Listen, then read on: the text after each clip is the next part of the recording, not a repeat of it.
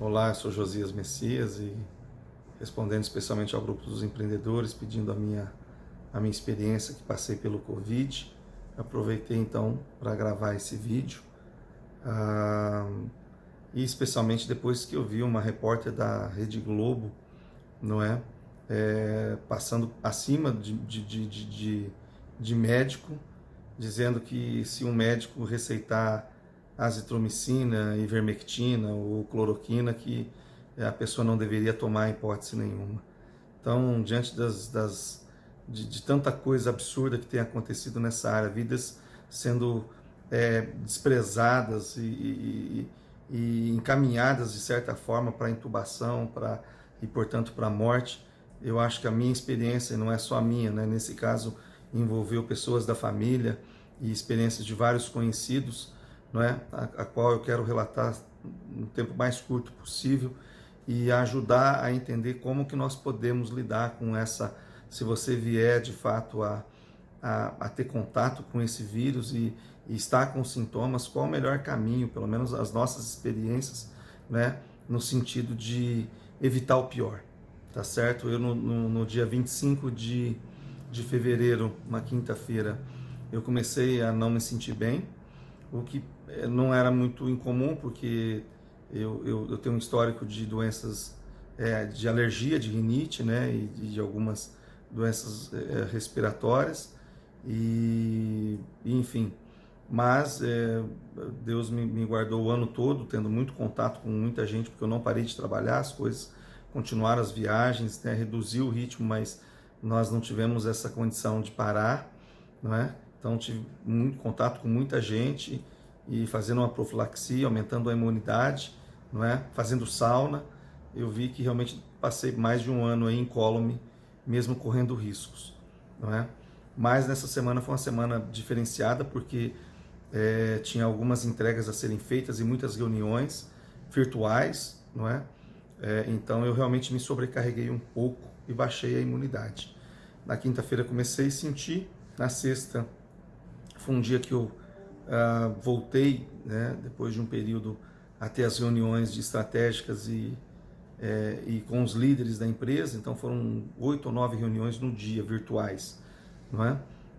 No final do dia eu já não estava bem, mas tomei um antialérgico, achando possivelmente se tratar de uma rinite. No sábado eu comecei um tratamento, né, a natação, que eu comecei exatamente por conta das hérnias de disco, e no sábado eu já não estava me sentindo bem, não é? Uma fadiga, um mal-estar, não é? E a sensação de dor da rinite não passava. No domingo de manhã eu falei, vou procurar então o pronto atendimento do convênio médico, e lá ele disse que o exame só poderia ser feito depois do 7º dia de sintomas, ou seja, na próxima quinta-feira, dia 5 de março, mas que ele já ia entrar com alguns medicamentos, com xarope de bromexina, com corticoide predsim e com dipirona se tivesse estado febril ou febre ou muita dor, não é? Eu saí dali e eu falei, olha, o que me preocupou foi que não tinha como ter uma certeza do diagnóstico. E sabendo que existem testes, né, disponíveis nas farmácias e que tem uma acurácia muito grande, especialmente se você tiver positivo, eles podem apresentar falso negativo, mas não apresenta falso positivo. Se der positivo, 97,5% de possibilidade. Então eu procurei uma farmácia e à tarde eu fiz o teste, na hora foi comprovado, e aí eu voltei no atendimento do convênio, e o médico me atendeu e disse, agora nós já temos que entrar com antibiótico, e acrescentou a azitromicina, e me disse que, eu perguntei para ele, foi uma questão muito importante isso, eu perguntei para ele a respeito do uso de ivermectina e tudo mais, principalmente ivermectina. Ele disse que o protocolo deles nessa fase não inclui ivermectina, mas existem sim, que eles não têm que eles fariam uso dessa droga numa outra etapa, ok? Então eu voltei para casa, comecei a tomar os medicamentos e 2 dias depois eu tomei a dose de 3 comprimidos de 6 miligramas do ivermectina, porque eu estava piorando, né? E aí deu uma melhora, isso foi numa terça-feira, mas até na noite do dia 5 para o dia 6, realmente a gente estava medindo a saturação e aí nós tivemos uma saturação muito baixa, abaixo de 90 e alguns picos de febre, né? De estado febril para febre. Então voltamos, né, na emergência do convênio e ali fizeram já o exame de, acho que o raio-x, fizeram um raio-x, eu não lembro se eu cheguei a fazer uma tomografia. Eu acho que sim, não, fizemos a tomografia. E nessa tomografia verificou o estado dos pulmões e como a saturação não respondia, eles entraram com um anticoagulante na barriga, não é? Entraram com um antibiótico, eu não sei qual, intravenoso, e entraram também já com a dexametasona, que é um corticoide mais potente que o Predicin, não é? E como a saturação não respondia, precisava de ajuda de oxigênio, eu fui encaminhado na manhãzinha do dia 6 para internação. Estive na internação, primeiramente com máscara, depois entrou só o catéter, assim como eles indicaram de prona, ou seja, você deitar o máximo de tempo possível com de bruço, né? E a principal dificuldade nesse momento era uma dor profunda na cabeça, como uma crise de rinite, mas que invadia a dor na nuca, nos olhos, nos ossos, em toda a parte do rosto, uma dor muito profunda, era terrível e o estado de febre, né?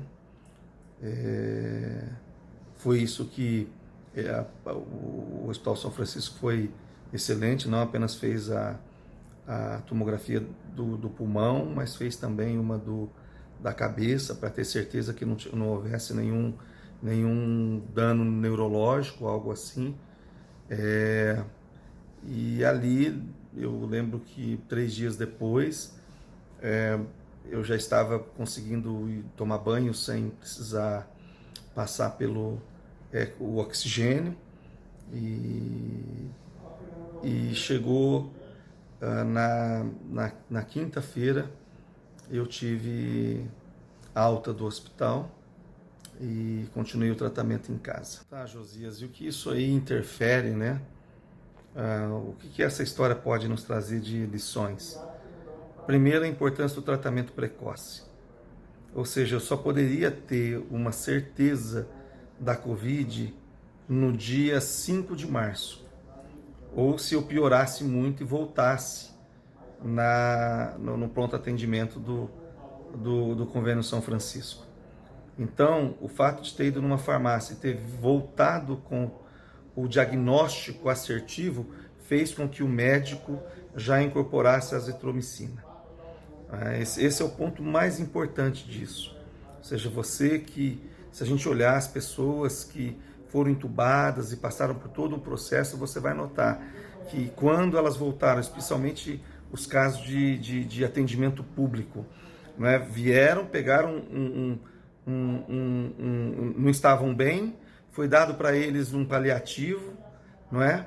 Aí 5 dias depois eles já voltam numa situação muito difícil, aí já tem que ter uma correria para internar, e internou, parte deles vão para entubar, e uma parte daqueles que são entubados, infelizmente, vem a falecer. Essa é a repetição, e eu vi isso inclusive lá no hospital. O meu quarto era o 302, era o primeiro, né, de todo o corredor do andar da Covid. Então a gente via quem entrava e quem saía, não é? Então a gente percebe isso. a importância do tratamento precoce. Mas para ter o tratamento precoce, precisa ter o diagnóstico precoce. E duas coisas determinam o diagnóstico. Se você tem a capacidade, né, de provar isso em alguma coisa que é clínica, que é quimicamente, né, vamos dizer assim, provado, né, com eficácia, como um teste rápido, melhor. Aí você está trabalhando com algo que tem uma assertividade muito grande, né? Então essa é a primeira. Se pode ter isso em mãos, isso ajuda muito, tá certo? O mesmo caso do meu cunhado, que logo em seguida, alguns dias depois, também manifestou os sintomas da Covid, e como eu já estava passando, né, ele repetiu as mesmas coisas. Ele foi numa UPA, não deram atenção, na verdade, para ele, né? No dia seguinte ele fez o teste, deu positivo, o mesmo teste que a gente fez, que é o antígeno por swab. Ele pode dar falso negativo, mas não dá falso positivo. Se deu positivo, pode correr, porque tá, né, vai fazer o tratamento que tem que ser feito, tá certo?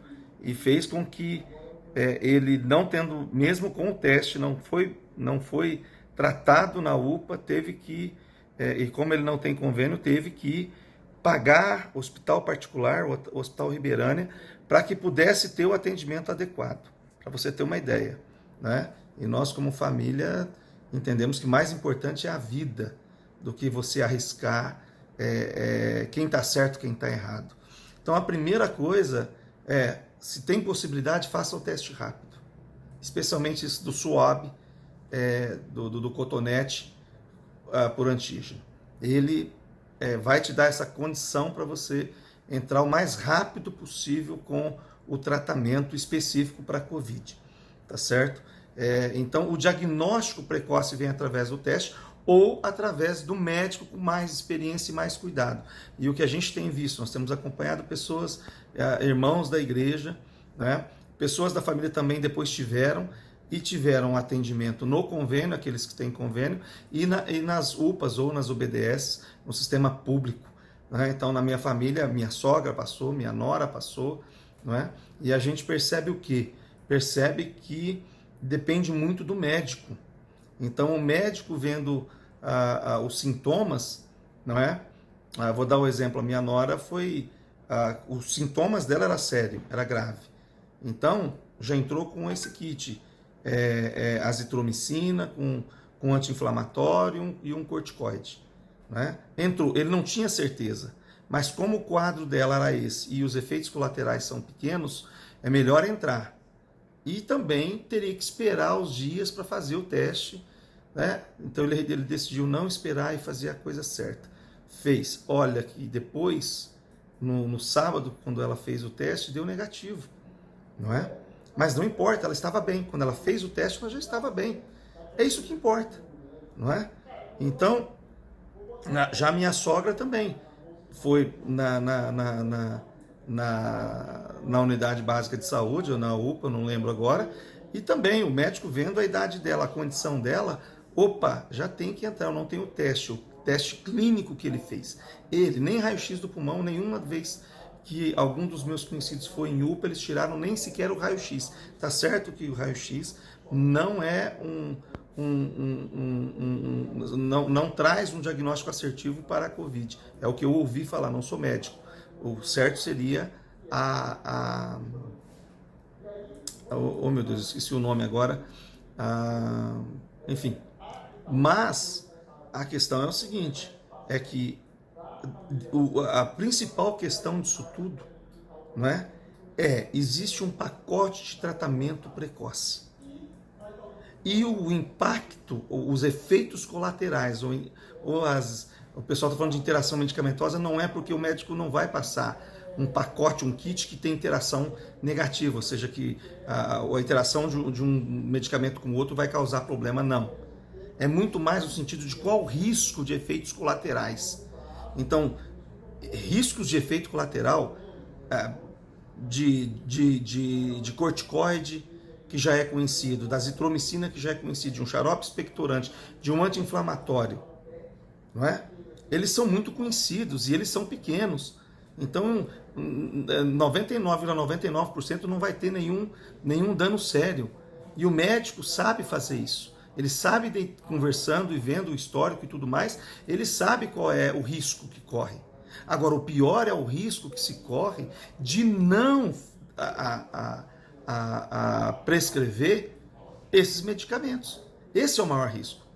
Eu não estou falando de mim, eu estou falando das estatísticas do que a gente viu, né? Infelizmente, as pessoas que estão sendo internadas é porque demoraram para ter o diagnóstico e, portanto, não fizeram o tratamento completo precoce com antibiótico, especialmente a azitromicina, tá certo? E depois disso, quando já entram, normalmente você já tem que entrar com intravenoso, você sobrecarrega os rins e o fígado. Outra coisa que é importante, quantos irmãos a gente tem orado, quantas dezenas de irmãos nós temos orado. Então, você consegue entubar e manter o pulmão. Onde que vai ser o problema? No fígado e nos rins. São os principais problemas, são os órgãos que param primeiro e que levam à morte. Então, eu não estou defendendo aqui, não estou defendendo aqui ideal político, ideológico, não é nada disso. O que eu sei hoje é que o maior problema está na politização do atendimento médico, que depende muito na rede pública do viés ideológico do médico. Isso procrastina o tratamento correto, entrar com antibiótico, especialmente no momento certo, e o anticoagulante, que são os dois fatores de combate na fase 1 e fase 2 da Covid, mais importante, o antibiótico para a carga viral e o anticoagulante. E, claro, auxiliar o corticoide, que já tem o efeito completo, imunológico e anti-inflamatório também, tá certo? E quando a gente procrastina esse tratamento, a gente praticamente joga a pessoa, a vida, para a internação, porque quando ela volta com sintomas graves, a maioria delas não sai mais, é da UPA ou da UBS para o hospital, e do hospital já entra numa situação grave, 2, 3 dias normalmente já é entubado. Assim, tudo isso que eu tenho acompanhado são vidas que nós temos acompanhado.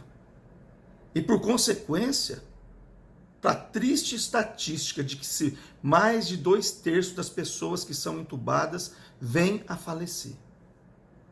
Um dado que mostra que é sério esse viés ideológico do tratamento médico é que morrem mais pessoas, o dobro de pessoas, em hospitais públicos do que privados. É porque o hospital é melhor? Não. É como chega. A maioria de nós que chegamos no São Francisco já estávamos pré-tratados. Nós chegamos ali em condição de reagir à carga viral, à trombose, né? A todas as inflamações, a tudo isso que o Covid provoca. Mas quem demorou para ter o tratamento já chega numa condição debilitada, já chega internado pronto para intubação, logo em seguida intubado. E assim por diante. Então, qual é o meu apelo? Qual é a minha questão aqui? Por favor, não importa se é da sua família, como a gente fez, cotizamos para pagar teste para colaborador, para parente, para amigo, faça o teste o mais rápido possível. O mais rápido possível, pague por esse teste, para você ter certeza de entrar principalmente com o antibiótico, que é a azitromicina, o mais precoce possível, o mais cedo possível. Segundo, a questão da ivermectina, tem estudos que mostram. Então, eu fiz profilaxia com ivermectina. Falhei exatamente na semana em que eu fui contaminado. Outra coisa, tomei ivermectina, foi com prescrição médica? Não. Mas eu conversei com o médico na segunda vez que eu já estava com o teste, eu perguntei para ele, ele falou, olha, nessa fase nós não utilizamos, mas se o teu quadro piorar, nós podemos entrar sim com a ivermectina. Então, 2 dias depois, o meu quadro não melhorou, eu tinha ivermectina e por minha conta e risco fiz isso. Cada um tem que ser. A última mensagem que eu quero deixar é isso. Não deixa a tua vida e a vida dos seus familiares nas mãos dos médicos. Não deixa na mão de governador, prefeito ou de quem quer que seja. Nessa pandemia ninguém é confiável 100%. Especialmente nós. Eu passei por uma situação em que eu me via, eu confesso, o medo da morte é tão grande que a tua mente não funciona direito. A pessoa que está lá, ela já parece que, opa, eu fui contaminado pela morte já. Eu já estou morto. Pelas estatísticas, pela divulgação, pela mídia. O que a mídia mostra é só morte, morte. Então a maioria de nós não estamos reagindo da forma certa. Por isso eu peço, por favor, cada pessoa, um parente, um amigo que você tem, ajude a ter o teste, sabe? A ter o diagnóstico. Segundo, converse com os médicos. A maioria deles estão cansados, estão sobrecarregados, estão com todas as dificuldades, mas conversar sempre é bom. Quando você expõe, olha, eu expus, olha, qual é o meu histórico? O que eu sinto de fato? Eu perguntei, uso ou não uso ivermectina? Ele falou, olha, nós aqui no protocolo temos ivermectina, mas não para a tua fase, não para o seu estado. Então, nesse momento, nós não prescrevemos, mas pode ser prescrevido. Mas se você quiser usar, aí é uma questão sua. Nenhum médico falou, olha, é isso aqui. Por quê? Né? E, especialmente, o sistema de saúde pública está sobrecarregado. Se for necessário, faça como nós fizemos. Faça como o meu cunhado que teve a coragem. Ele teve a coragem. Ele e a sua esposa tiveram coragem de, eu vou pagar, eu não tenho convênio, o que vale mais, o dinheiro ou a minha vida? Vamos, nem que for fazer um empréstimo, mas nós vamos procurar atendimento rápido, especializado para sair dessa. E foi, não ficou barato a conta. Mas entenda, ele está preservado, a vida dele foi preservada. Ele não brincou com um negócio chamado Covid, principalmente no momento em que existem novas variantes que têm atingido gente jovem. Meu cunhado, 40 anos. Então, cada um tem, meu filho teve, só perdeu o olfato. Não é? Só perdeu praticamente o olfato e teve um dia de febre e de dor de garganta.